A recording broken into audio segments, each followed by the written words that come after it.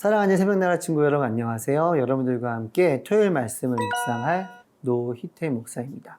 우리가 잘 아는 것처럼 기드온은 이렇게 아주 겁이 많은 사람이었습니다. 그래서 숨어서 또 밀타작을 하기도 했고, 그리고 우리가 잘 아는 것처럼 하나님께 받은 명령을 바로 이행하지 못하고 자꾸 나에게 증표를 보여달라고 이렇게 얘기했던 사람이기도 합니다. 네, 그렇게 조심스러웠던 사람이 전쟁터에 나가서 하나님의 인도하신 가운데 큰 승리를 얻게 됩니다. 근데 진짜 본 모습은 언제 나타나냐? 이제 승리 이후에 나타나요. 그리고 그의 모습을 통해서 하나님께서 우리들에게 보여주시는 무엇인지를 우리가 집중해서 보고 하나님이 원하시는 삶을 선택하고 살아가는 것이 바로 우리가 오늘 해야 할 큐티입니다. 오늘 말씀을 통해서 나는 어떤 모습으로 살아가야 될지를 찾아보게 될 텐데요. 오늘 말씀의 제목은 승리 그 이후의 나입니다. 오늘의 말씀은 사사기 8장 10절에서 21절입니다. 그때 세바와 살문나는 약 15,000명의 군대를 거느리고 갈골에 있었습니다. 그들은 모든 동쪽 지방 사람들의 군대 가운데 12만 명의 군사들이 쓰러진 뒤 살아남은 사람들 전부였습니다. 기드온은 노바와 욕부와 동쪽 천막에 사는 사람들의 길을 따라 올라가서 그 군대가 방심한 사이에 공격했습니다. 세바와 살문나는 도망쳤지만 기드온은 그들을 추격했습니다. 그는 미디안의 두 왕인 세바와 살문나를 사로잡고 모든 군대를 무찔렀습니다. 그리하여 요아스의 아들 기드온은 헤레스 고갯길의 전쟁터에서 돌아왔습니다. 그가 숫곳 사람 가운데 한 청년을 붙잡아다가 물었습니다. 그 청년은 그에게 숫곳의 지도자들과 장로들 77명의 이름을 써주었습니다. 그리고 기드온은 숫곳 사람들에게 가서 말했습니다. 세바와 살문나를 보라. 너희가 그들에 관해 세바와 살문나의 손이 지금 당신 손 안에 있기라도 합니까? 왜 우리가 지친 당신의 부하들에게 빵을 줘야 합니까? 라고 말하며 나를 조롱했었다. 그는 그 성읍의 장로들을 붙잡아서 들가시와 찔레를 갖고 숫곳 사람들에게 본때를 보여주었습니다. 그는 또 브누엘 탑을 허물고 그 성읍 사람들을 죽였습니다. 그러고 나서 그가 세바와 살문나에게 물었습니다. 너희가 다볼에서 어떤 사람들을 죽였느냐? 그들이 대답했습니다. 그들은 당신과 같은 사람들이었소. 모두가 다 왕자의 모습 같았소. 그가 말했습니다. 그들은 바로 내 형제들이요 내 어머니의 아들들이다. 여호와께서 살아계심으로 맹세하는데 너희가 만약 그들을 살려주었더라면 내가 너희를 죽이지 않았을 것이다. 그리고 기드온은 자기 맏아들인 여델에게 말했습니다. 일어나 저들을 죽여라. 그러나 여델은 아직 어려서 두려운 나머지 칼을 뽑지 못했습니다. 기드온은 300명의 용사들과 함께 미디안과의 전쟁에서 큰 승리를 거뒀습니다. 그리고 이제 큰 승리 이후에 남아있는 적군들을 찾아서 마지막 승리를 얻어야 하는 일이 남았습니다.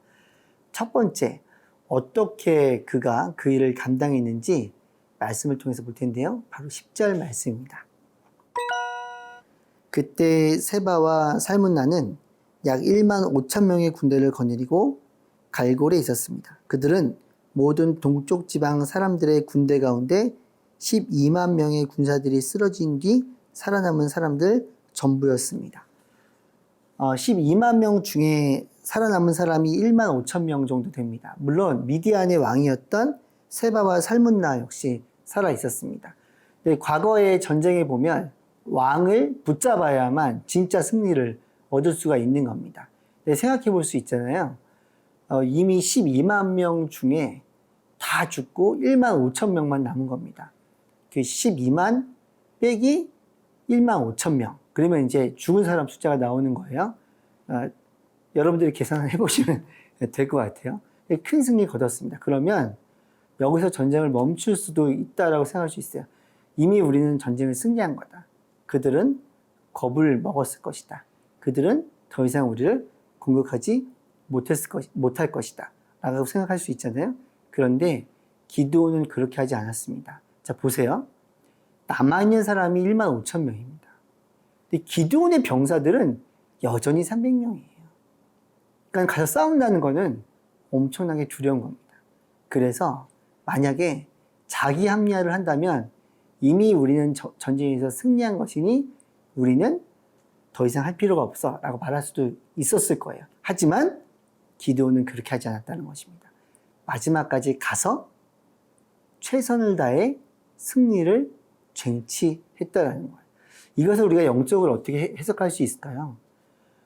우리는 어떤 큰 은혜를 받거나 어떤 큰 회개를 하거나 어떤 큰 우리가 잘못한 것을 뒤로 돌으면 이제는 신앙이 온전한 신앙이 되었다고 생각할 수 있어요. 하지만 반드시 기억해야 되는 것이 있습니다. 우리는 여전히 부족하고 마지막 죄 그리고 삶의 순간순간에 내가 죄인임을 고백하며 온전히 예수 그리스도의 보혈로 하나님 닮기를 소망하며 아주 철저하게 하나님을 닮아가기 위해 노력해야 되는 삶이 필요하다라는 것입니다. 오늘 기드온을 통해 마지막 최후 승리를 위해 달려가는 모습을 보며 하나님을 향해 온전히 달려갈 수 있는 저와 여러분들이 되기를 소망합니다.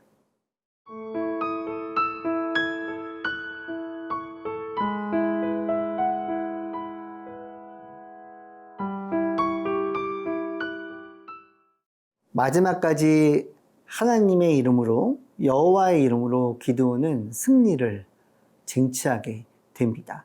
그 승리를 쟁취한 이후에 그리고 그가 돌아와서 이제 승전보를 전해야 되는데 중간에 어제 본문에 등장했던 숫굿이라는 곳을 방문하게 됩니다. 그곳에서 어떤 일이 있었냐? 16절 말씀입니다. 그는 그 성읍의 장로들을 붙잡아서 들가시와 찔레를 갖고 숫곳 사람들에게 본때를 보여 주었습니다. 어저께도 저희가 잠깐 다뤘는데요. 숫곳 사람들은 그들에게 군수물자, 빵을 주지 않았습니다. 그거에 대해서 기드온은 분노했죠.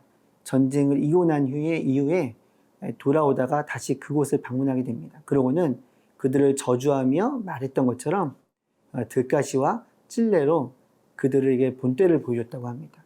이것은 분노가 현실로 그리고 분노를 실행했다라는 이야기입니다. 참 안타깝죠. 어떻게 보면 돌아오면서 지난번엔 너희들이 그렇게 했지만 내가 너희를 용서하기 원한다. 그러니까 이제는 너희도 하나님을 온전히 두려워하기를 바란다. 라는 말로 해줬으면 좋았을 텐데 그렇게 하지 않았던 거예요. 그리고 두 번째, 세바와 살문나를 붙잡았습니다. 미디안의 왕이었죠. 근데 그를 그냥 이렇게 죽였으면 마무리가 될 텐데 그 밑에 있는 말씀을 보면 그의 아들 야델, 아직 나이가 어려요. 그에게 칼을 뽑아서 그를 죽이라고 합니다. 그런데 여호와의 살아계심으로 맹세를 하면서 그들을 죽이라고 합니다. 사실은 그냥 본인이 죽였어도 됩니다. 그런데 여호와의 이름을 가지고 어린 아들에게 칼을 들게 하고 그들을 죽이라고 합니다. 바로 영광을 아들에게 주기 원했던 것이기도 합니다. 우리는 이 말씀을 보면서 전쟁 이후에 그 안에 있었던 분노를 보게 됩니다. 그리고 아들을 통해 영광을 얻으려고 했던 모습도 보게 됩니다. 그런데 그것을 누구의 이름으로 했냐면 여호와의 이름으로 했다라는 거예요. 자기의 분노를 여호와의 이름으로 정당화시키는 것입니다. 사랑하는 새벽나라 친구 여러분, 여호와의 이름을 망령되이 읽지 말라고 계명은 우리들에게 이야기를 합니다.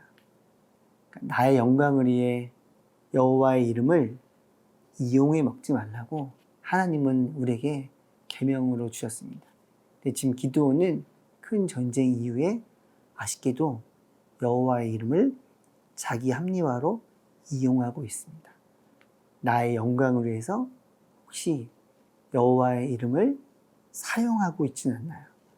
반드시 기억하고 하나님의 이름을 이용하지 않고 하나님을 온전히 하나님 이름을 영광 올려드리는 여러분들이 되기를 축복합니다. 기도하겠습니다. 하나님, 우리는 여호와의 이름을 찬양하고 여호와의 이름에 영광을 올려드리기를 소망합니다. 혹여나 나의 영광을 위해 여호와의 이름을, 혹여나 나의 분노와 나의 화를 정당화하기 위해 여호와의 이름을 사용하지 않았나 돌아보며, 그리고 내가 회개하고 하나님 앞에서 온전히 순전한 믿음을 가질 수 있는 은혜를 허락하여 주시옵소서. 예수님의 이름으로 기도드렸습니다. 아멘.